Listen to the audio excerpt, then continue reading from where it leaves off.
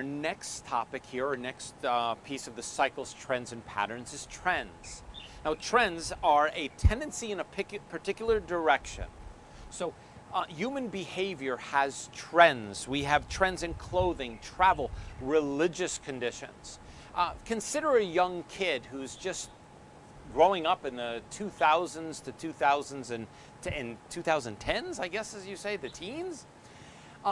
The trends in what they're looking or interested in is they're interested in technology, mobile cell phones, the ability to communicate differently.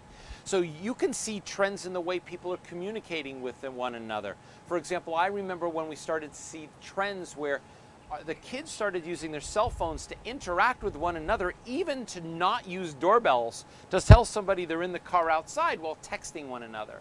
Now, the value to a trend is that we can see this in all walks of life. We can see it in jeans and in shoes and in beers and in the type of watches people wear. We could see it in pharmaceuticals. We could see it in chemical manufacturing. By paying attention to trends, you're able to make predictions about where things are going.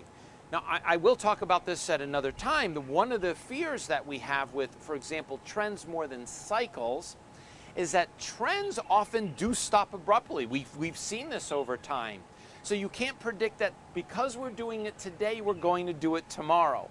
It's just that being aware of a trend enables you to be more conscious of decisions that you're making.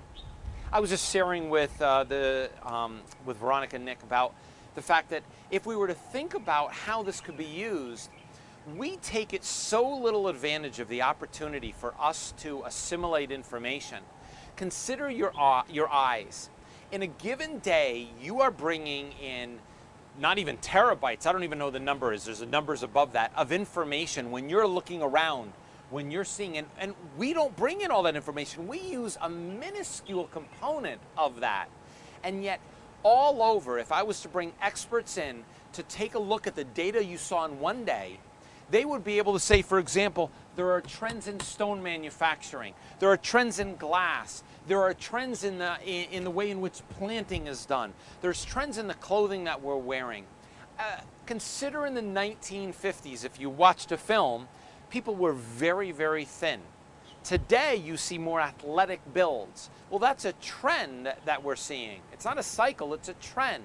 So if you were to stop and slow down and pay more attention to the cycles, which we talked about first, and the trends we're talking about now, think about the opportunities that you're probably overlooking.